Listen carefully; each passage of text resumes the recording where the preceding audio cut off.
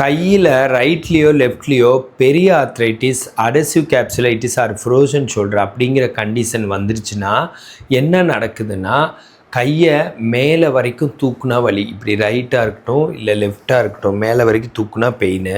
சைடில் கொண்டு போய் காது வரைக்கும் தூக்குனா வலி. ரைட் ஆகட்டும் லெஃப்ட் ஆகட்டும். பின்னாடி கொண்டு போய் அடுத்த முழங்கையை சைடில் வச்சுக்கிட்டே பிடிக்கிறது, ரைட் ஆர் லெஃப்ட்டு. இந்த மாதிரி எந்த சைடு வேணாலும் வரலாம். இது மெயினாக சுகர் பேஷண்ட்ஸுக்கு வருது. டயபெட்டிஸ் டைப் 2 டயபெட்டிஸ் அவங்களுக்கு அதிகமாக வருது. இதை தவிர இன்சுலின் டிபெண்ட், நான் இன்சுலின் டிபெண்ட் யாராக இருந்தாலும் இந்த காம்ப்ளிகேஷன் அதிகமாக வருது.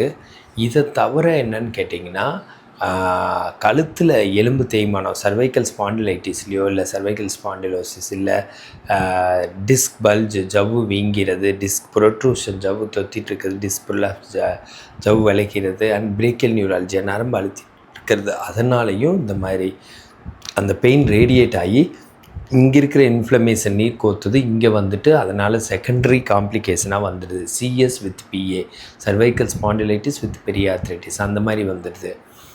சரி, இது வந்தால் என்ன பண்ணலான்னா, இதுக்கு உலகத்திலேயே பெஸ்ட்டு வந்து எக்ஸசைசஸ் தான். Range of motion exercise. Range நல்லா இப்படி வர்றது 180 டிகிரி, இப்படி சுற்றுறது 360 டிகிரி, அது மாதிரி சைட்லேயும் 180 டிகிரி, பின்னாடியும்.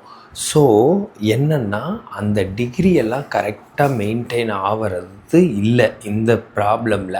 அந்த ரேஞ்ச் ஆஃப் மோஷன், அந்த டிகிரியை அதிகப்படுத்துறது. 90 டிகிரி வருதுன்னா எக்ஸசைஸ் பண்ணி 100, 120, 140, 160, 180 இல்லை 360ன்னு வர வைக்கிறதுக்கான எக்ஸசைஸ் தான் ரேஞ்ச் ஆஃப் மோஷன் எக்ஸசைஸ். அந்த எக்ஸசைஸும் ஃப்ரீ எக்ஸசைஸ், கொஞ்சம் ஃப்ரீயாக பண்ணுற எக்ஸசைஸ், பெண்டுலார் மூமெண்ட் அந்த மாதிரியெல்லாம். அப்புறம் ஆக்டிவ் எக்ஸசைஸ். ஆக்டிவ்னால் கொஞ்சம் ஸ்ட்ரென்த் பண்ணுற மாதிரி.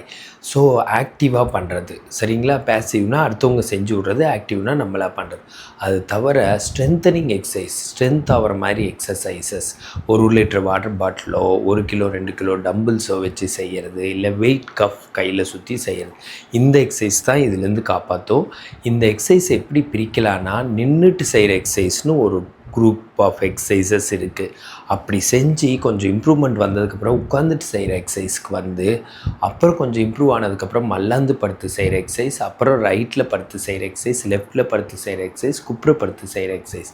அந்த மாதிரி செஞ்சு தாங்க இதை கரெக்டாக கொண்டு வர முடியும்.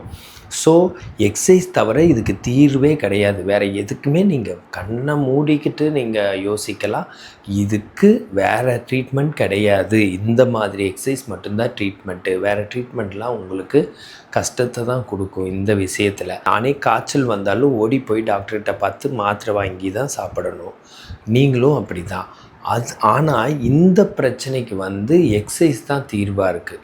காய்ச்சல் மாதிரி கிடையாது. அது வேறு, இது வேறு. அதனால தான் இந்த பிரச்சனையை வந்து அதிகமாக ஃபிசியோதெரப்பியில் வச்சுருக்காங்க. ஏன் ஃபிசியோதெரப்பி சிலபஸில் இதை மெயினாக கொண்டு வரணும்? ஏன்னா எக்ஸசைஸில் சரியாக வர நோய், அதனால தான். சரிங்களா?